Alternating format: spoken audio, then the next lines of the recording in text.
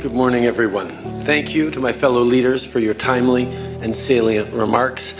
And above all, thank you, Volodymyr, for hosting today's summit and for your courageous leadership as the duly elected democratic leader of this great nation. Since the start of Russia's full-scale illegal war of aggression 3 years ago, you've shown remarkable personal bravery, resilience, and resolve, a defiant spirit mirrored by the unbreakable Ukrainian people.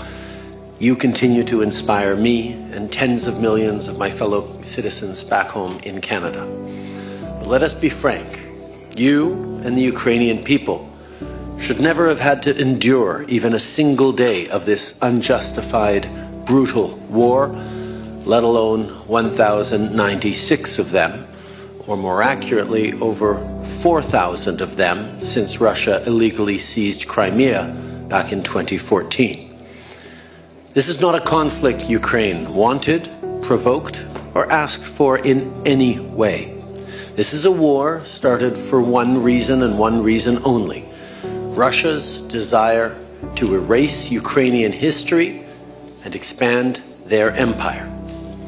Russia's actions are nothing short of a direct attack against the rules-based international order, an order established in response to the most destructive war in our collective history, a war etched in the memory of the citizens of all of our respective nations for the past 80 years. An order which, albeit imperfect, ushered in the most peaceful and prosperous era in the history of humanity.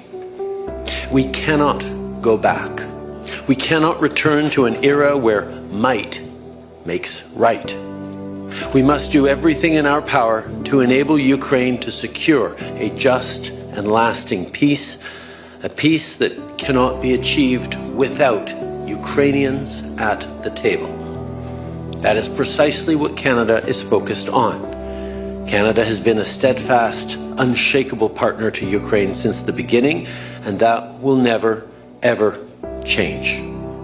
Le Canada est fier du travail qu'on a accompli avec vous tous autour de cette table pour faire que la Russie paye le prix de cette invasion inhumaine, que ce soit avec des sanctions ou en offrant aux Ukrainiens de l'aide humanitaire, financière et militaire dont ils ont besoin pour se défendre et faire obstacle au régime russe. But I know, we all know, there is more work to do. That is why I am announcing Canada will be providing 25 more LAV-3 infantry fighting vehicles to Ukraine. We will be delivering 2 armored combat support vehicles which Ukrainian forces will be trained on shortly in Germany. Landing systems for F-16s were delivered just 2 months ago, and 4 F-16 flight simulators will be provided in the coming months. And that's on top of the millions of additional rounds of ammunition, components for drone cameras, and first aid kits.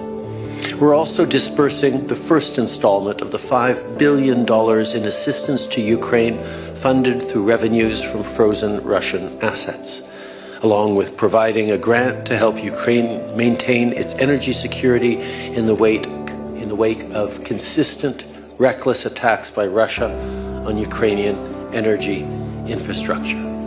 Throughout all this, we need to keep in mind the size of the human cost of the Russian aggression for the past 3 years.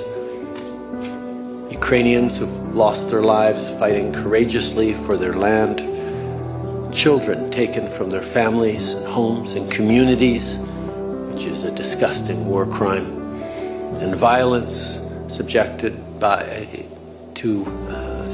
to prisoners of war taken by Russia. Implementing the Montreal Pledge to address the human costs of the war, a declaration made at the conference we co-hosted there last autumn with Norway and Ukraine, is more urgent than ever. We will continue to work with Ukrainian forces through Operation Unifier, which has already trained tens of thousands of Ukrainian soldiers.